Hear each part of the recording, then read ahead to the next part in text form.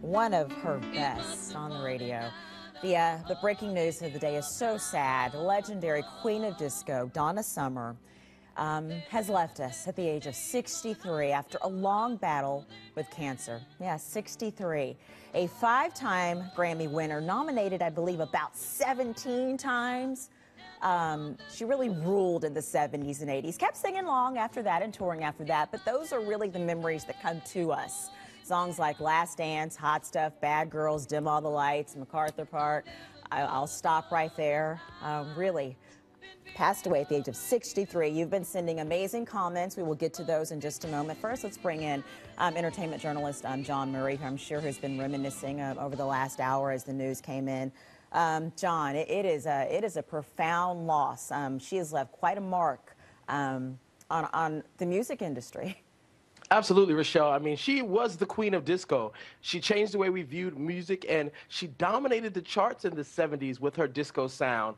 And I always think about how artists today benefit from the life and the legacy of someone like Donna Summers. I mean, the music that Lady Gaga and Kelly Rowland and Michelle Williams and so many others who are utilizing the dance sound, you know, all of them are benefiting from what Donna Summers is bringing right now in music. And she was a little racy, a little edgy, and she grew up in this Pentecostal family. But when you think about some of her songs, they were kind of raw, whether it was Love to Love You, Baby. You know where I'm going with this, John.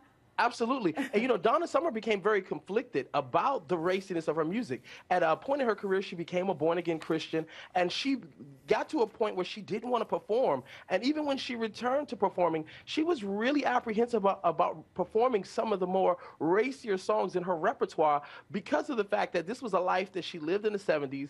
You know, she was out there partying and doing the things that the 70s offered. You know, Studio 54 in New York City.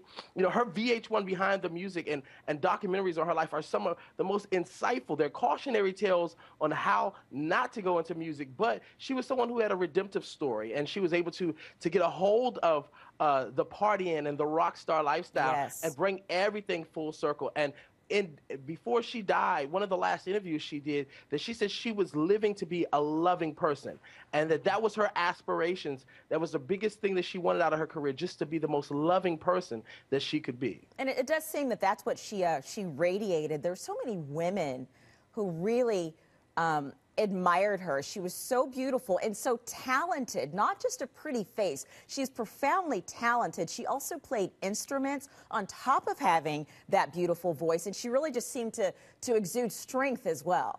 Well, one of the things that we talked about during the passing of Whitney Houston was how Whitney Houston did not write her own songs. And Donna Summers was a songwriter. She wrote some of her own songs. So in addition to performing, she was getting royalty checks and stuff for songwriting. And so there's a whole legacy there in regards to songwriting and just being very astute with her business. And she had done so well with herself that she was able to move to Nashville and limit the amount of performing that she needed to do now because financially she was pretty comfortable.